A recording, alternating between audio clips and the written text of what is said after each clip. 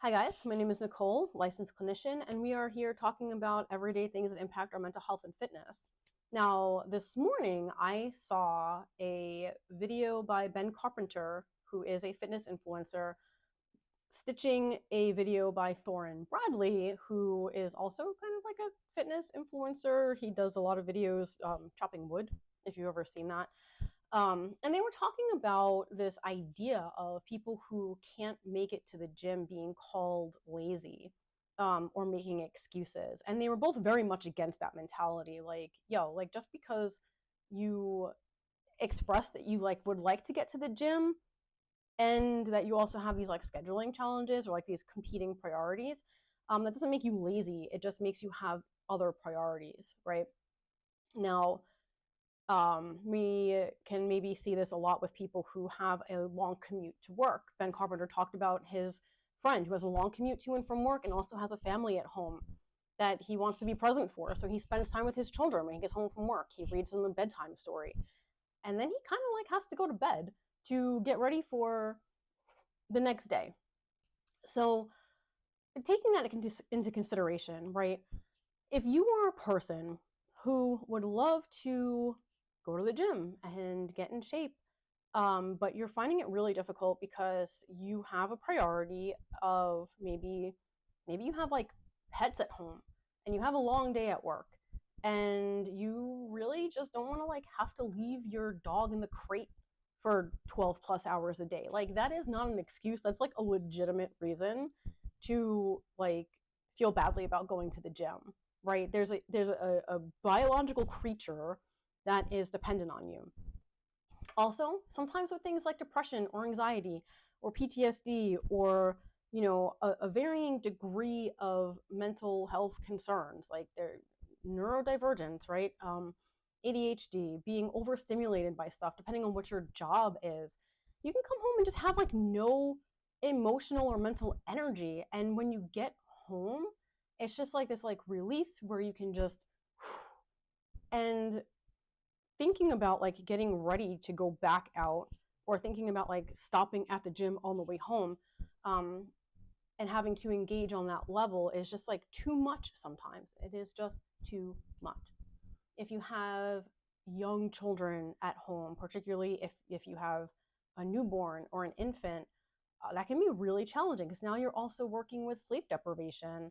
And if you're a female, like your body is still recovering for I read somewhere that it's like years, like more than 3 or 5. I want to say it was about 7 years by the time like your body is able to like reset itself, right? And for some of us, particularly those of us who had children after like the age of 23, um, by that 7 year mark, either A, you've had more children in the meantime, which kind of pushed that 7 year mark out, or B, you're at the 7 year mark, now you're 30 or older, and your body is going through different changes that would normally happen at those ages. If you're a man, you kind of also have these like different milestones during your lifetime where hormones and bodies change and things happen, right? Where you might need a little bit more oomph in order to be able to get to the gym. Um, if you're a man and your testosterone levels are a little bit low, you might be struggling against that in order to just get enough energy to go to the gym and to like see results. Because obviously, we're going to the gym, we want to see results. And if whatever's going on in our chemistry is not allowing us to see results, then we can get very discouraged. And that can even take more mental energy to follow through with the discipline of going to the gym. And that is if we can even find the time to begin with. I personally have a young son at home. He's getting to the age now where like I could probably feel pretty comfortable with bringing him to the gym and putting him in the daycare for a little while I do something like swim or lift weights or whatever. But then I also have to weigh that option out against like every single time this poor kid is around other children or around large groups of people, he gets sick. So then what implication does that have, right? And I'm sure this is not just me. Um, who takes time off of work? Do I take time off of work? Does my husband take time off of work? Is my mom going to be available? And then when she gets sick, she's not going to be able to watch him. She's the only family that we have in this area. She's the only resource that we have. Some people have more resources, and that's fantastic. Like, great. Like, you want to go to the gym, and your sibling comes and picks up your kids or whatever and takes them out and does some stuff. Like, that's fantastic. Like, awesome. If that's how you make your time, then that's great. And if you are somebody who has those resources or is able to adjust your schedule or, go to sleep a little bit earlier so then you're waking up a little bit earlier so you can work out before the kids or whoever is awake, um, more power to you, man. Like, that's awesome. I'm happy for you. I'm insanely jealous also because I wish that I was able to do that. My body clock tends to be later. So I got a schedule that brings me to later, which works for me and my family. And right now, unless I want to risk my child getting sick, going to the gym is not going to be an option. There are things, however, that I can do at home. And it could be like maybe like a 10-minute workout. It could be something that maybe I do in the living room while he's playing. So there are things that you can do in order to work more physical fitness into your life. And it doesn't have to be that you go to the gym and work out for 2 hours or work out for an hour and then now you have to take a shower and now you have to do this and that and the other thing. So, by the time you drive there and back and do all these things, maybe that's a 2-hour block.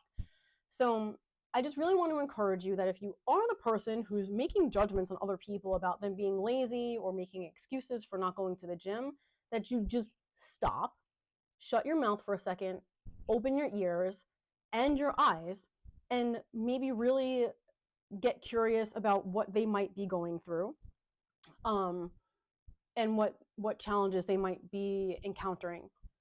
If you are one of those people who just feel like, man, like I can't get it together, I can't figure out like when I can do any of these things, I really encourage you to kind of like take a step back and take, like we're talking about with the goals, right? Small steps. So that might just be finding a 5-minute, 10-minute workout video on YouTube and doing it for as many minutes as you can possibly get in, whether that be 2-3 minutes, 10 minutes, whatever. Doing a push-up challenge or air squats challenge, doing it like a little bit more every day for a month. That can be a really great way to start working in some of that stuff and working that time. So you can do it. It's okay. Just because your priorities right now in life are a little bit different than other people's, or your ability, resources, support system is different, doesn't mean that you're lazy, and it doesn't mean that you're never going to achieve your fitness goals.